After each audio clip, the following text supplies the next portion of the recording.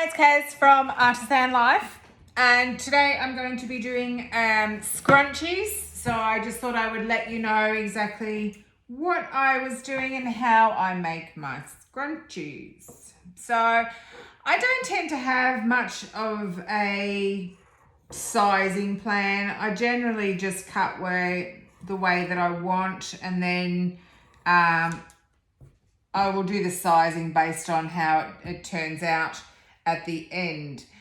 This is because some scrunchies that I do are a thicker fabric, or the lace is thicker, or I put a double-edged lace rather than a single-edged lace. So the different plushness of the scrunchie comes into how I size them at the end as well. So I am a little bit lazy, so I don't like to pin and things, and so I just kind of start cutting, and then I fold the fabric over so that I get the straight line based on my previous cut. So I find that that's a much easier, much more relaxing way than having to use pins and things all the time, which drives me a little balmy. So I basically cut depending on what sort of fabric I've got available to cut, and I go from there.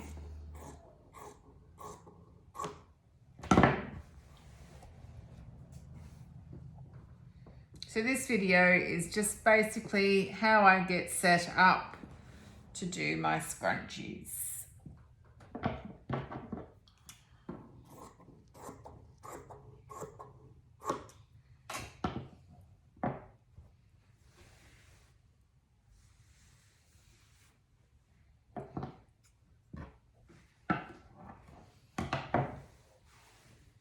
This is a very large piece of fabric, so my bench is not quite big enough to hold it on without slipping over the edge.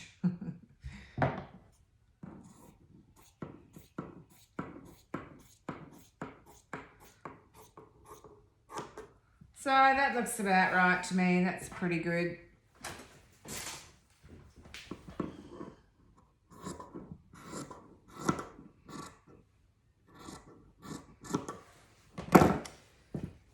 So that's how I get my cuts going, and obviously then I can just come back and just trim it a little bit better.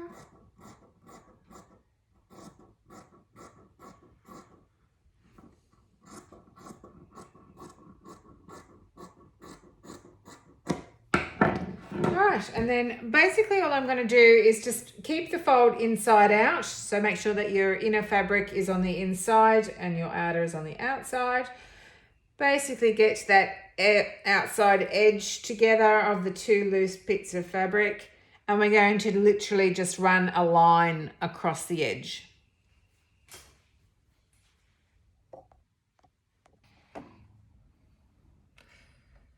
So I've got myself set up at the sewing machine, and all I'm going to do is just run a line across this edge.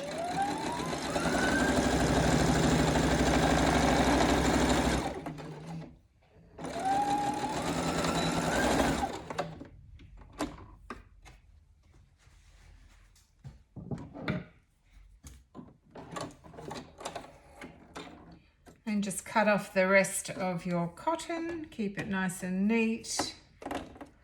And I tend to like to actually just cut off this bit of this edge so it's not quite so bulky within the scrunchie. And it's just a freehand cut. You don't have to go mad, guys.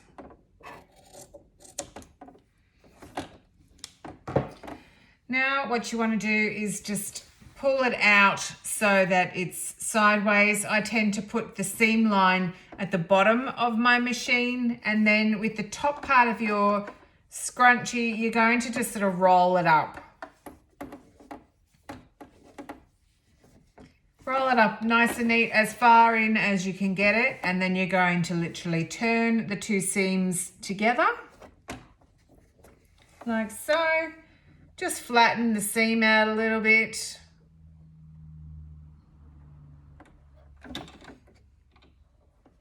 And then you're going to just seam those two together. And again, you don't really need to pin this.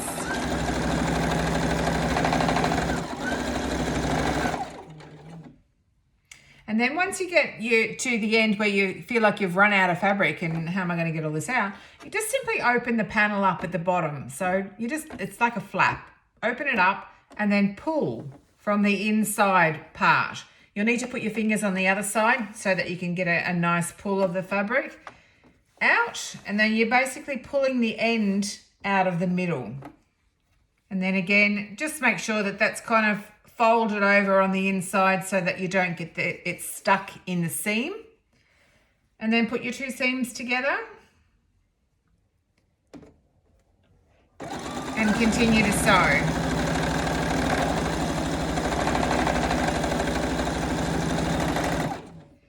Again, once you get to the end, you just want to keep feeding that through.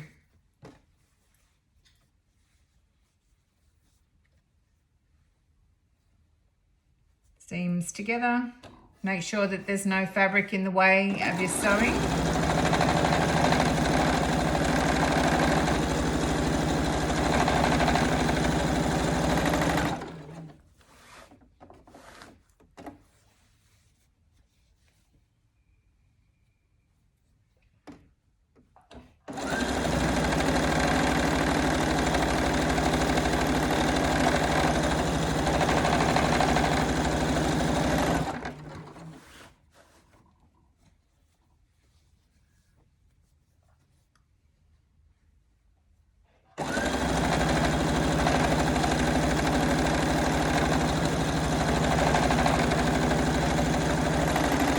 Believe me, once you do a few of these and you get a bit of momentum going, you can literally burn rubber on them and it doesn't take much to put one together.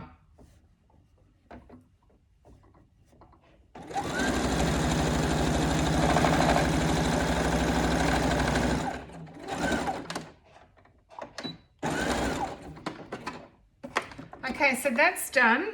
And because you're constantly sort of pulling it through, you shouldn't have too much left to pull out. If you don't sort of pull it through and keep pulling it through as you're going, then it's a lot harder. It's a lot more time consuming to try and pull it all through. So try to keep pulling it through as you're doing it. And then it's just a matter of pull it and pull it and pull it. And then the whole thing is in the right way. All right, so you have that little gap at the end. Obviously, you need to put that gap in there because you need to put the elastic through later on. All right, so what I tend to do now is I will sort of wrap it around my machine. I'll use that edge at the start, and then I'm going to put some lace on. So I'll put a double edge lace on this. So I'll pick that out and we'll come back. Okay, guys, welcome back. All right, so I'm going to put a white trim lace with a little pink sort of edge on it because I've got pink in my scrunchie in these little squares. So I thought that'll look nice to take the tiniest little bit of pink and then put it onto my lace edge. So what I've done is you've got the gap here, and I like to go a couple of inches down from my gap. And then with this particular lace, it's a full lace, and it's kind of the lace that you would thread ribbon through ordinarily. So what I do with that sort of lace is I fold it just prior to the holes, and then I get a double edge to my lace, and I find that looks really nice. So run those little, be able to see the little holes through the lace, and I generally put those onto the fabric and then have my trims off the fabric. So one thing I haven't done is I haven't changed the color of my cotton from black to white. So I'm just going to do that super quickly because you want to have the same color lace, the same color cotton as you're using in your lace. Otherwise, when you put the double cotton edge on or the double lace edge on, you'll be able to see, two runs of your cotton down one side, and it doesn't look very nice. So try and use the same color cotton as what your lace is. Should have done this before, sorry guys. All right, where is my white lace? Can't find it. Yes, here it is. All righty.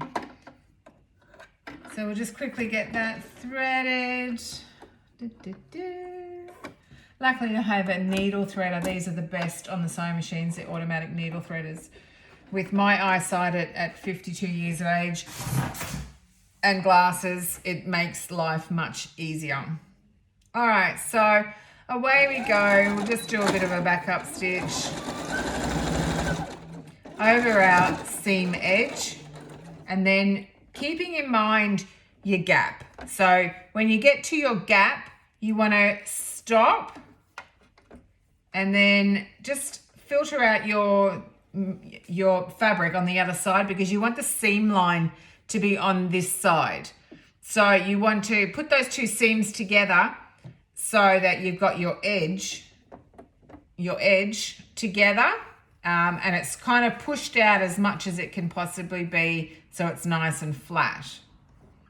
Then what you're going to do is you're going to skip over the little opening, put your finger where the other side of the opening is, then you're going to lift up your needle and you're just going to move it across.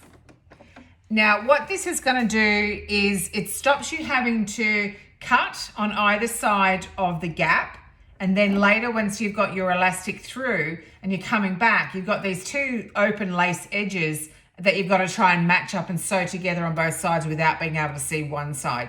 So I have found that this is a much easier way that you can just come back in, you can slip those two bits on the inside, the lace is already sitting flat, and then it's just a matter of sew them together. So that's something that through trial and error that I have discovered and I've stuck with now, because it's much, much quicker.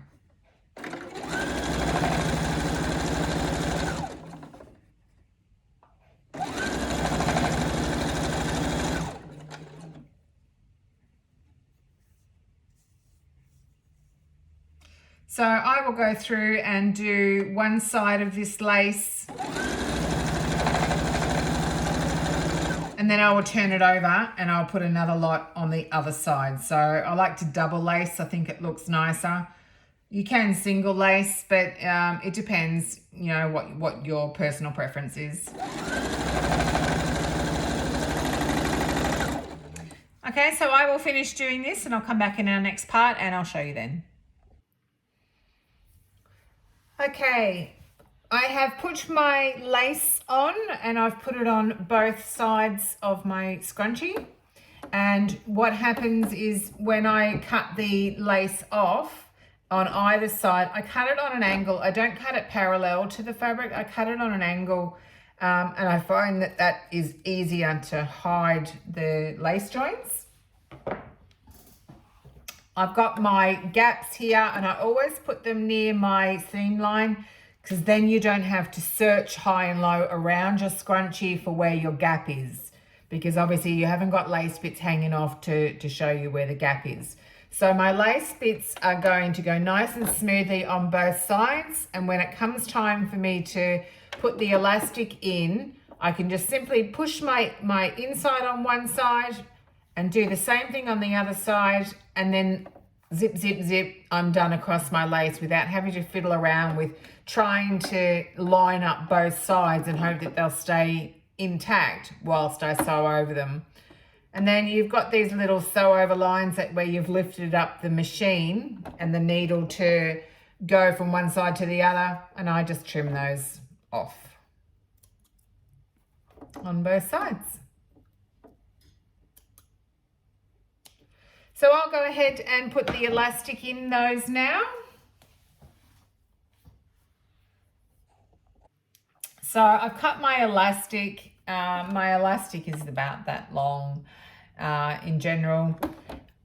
And then I sort of thread through this little thing, which is kind of like a jewelry piece, but I found that it works really well for pulling through elastics. So find whatever you would like to pull your elastic through with. You can just use a safety pin, which works well. So there's my gap. I simply pop it into my gap and thread it around. I've got my nice long piece of metal on the front there, so I find that that's really easy to thread through. And basically you just push it through till you run out of fabric, and then holding on to your end piece with your little finger, just pull the elastic through. Keep going, keep going, keep going.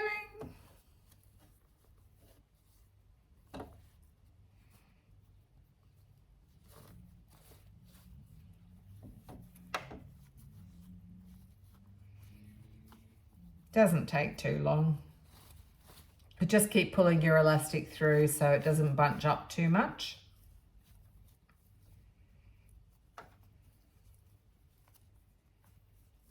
And then find your hole on the other side, right next to your other piece of elastic.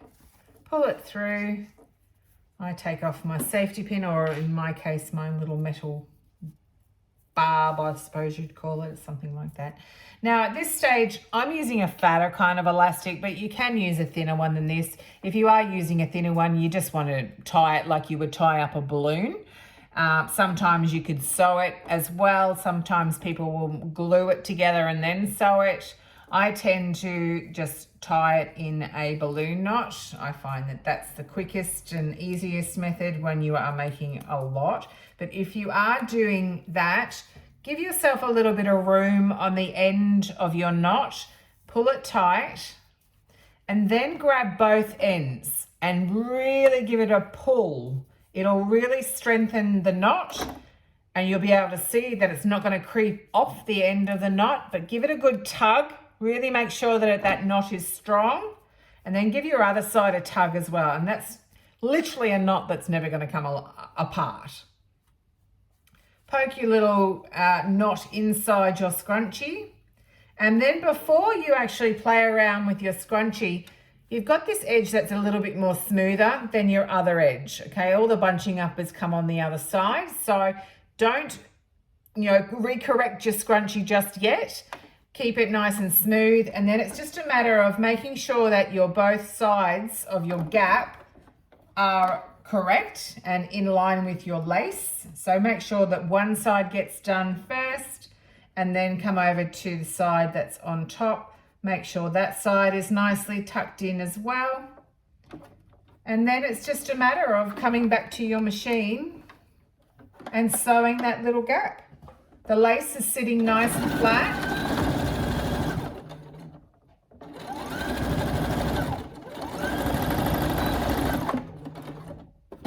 And that's it. Your gap is closed. Cut off all your trim or your cotton.